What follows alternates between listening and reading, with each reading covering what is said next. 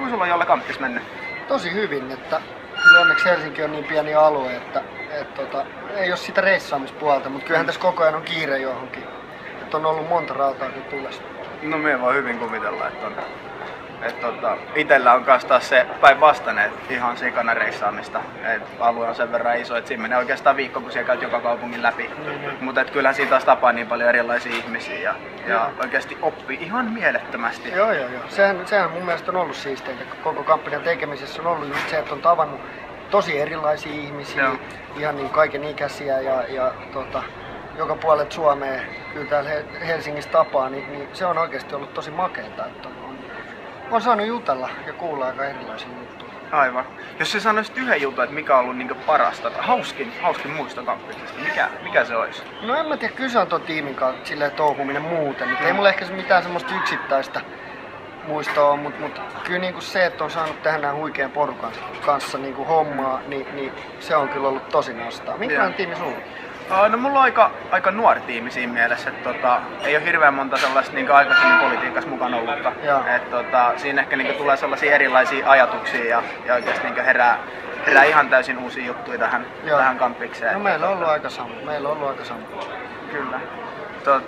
Täytyy sanoa kyllä sen verran vielä tuohon, että ehkä siisteintä tässä on se, että kun oikeasti se niin tapaat esimerkiksi jonkun vanhan rouvan ja sä niin halaat niitä, niin oikeasti tulee hyvä mieli.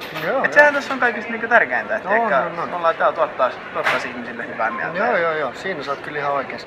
Oot sä tehnyt sitten enemmän niin ruotsin kielellä vai suomeksi, kun sä oot RKPn ehdokas Kotkasta, niin miten jengi on ottanut sen vastaan? Tosi hyvin ottanut vastaan, että meidän aika pitkälti on mennyt ehkä niinku suomen kieli sillä tavalla edellä, koska siellä on suomen kieli on niin vahva.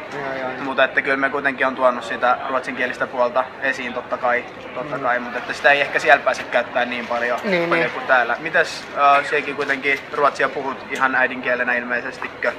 Niin onko paljon joutunut tai päässyt käyttämään ruotsin kieltä täällä? No kyllä sitä on päässyt. Se on ollut hauska, varsinkin muiden näiden RKP-ehdokkaiden kanssa on aina hauska heittää femmat ja puhua vähän ruotsia. Ja sitten ihmiset, jotka tietää, että on kaksikielinen, niin tulee puhua ruotsia. Että kyllä sitä on saanut käyttää ja niin kuin, kyllä se on ollut hyötyä ehdottomasti. Aivan. Så vi skulle kunna gå den här diskussionen på svenska? Ja, såklart. Det är inte så mycket man har gjort nu här i Helsingfors på svenska. Det finns såklart mycket svenskspråkiga men vi har nog mera gjort på finska. Men sen har man ju en bra nytta av det att liksom vi har kunnat göra på svenska. Exakt. No men vet då om vi blir kollegor här efter ett par dagar så... hoppas det. Ja, kyllä. Så då kan vi köra allt på svenska där inne om vi vill som så. Kyllä. Men hej, nu panar vi till slut. Hej, vi panar till slut. Några dagar kvar. Kyllä. Jag tar här bussen och far till Kotka. Ja. Du får fortsätta bjuda på korv. Kyllä. På Narikken. Hej, ha det bra. Vi ses. Morjens. Miten kampanjan meni?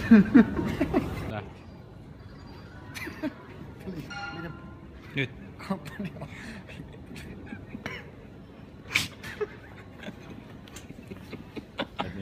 Noniin. Noniin Linkku, miten kampanja meni?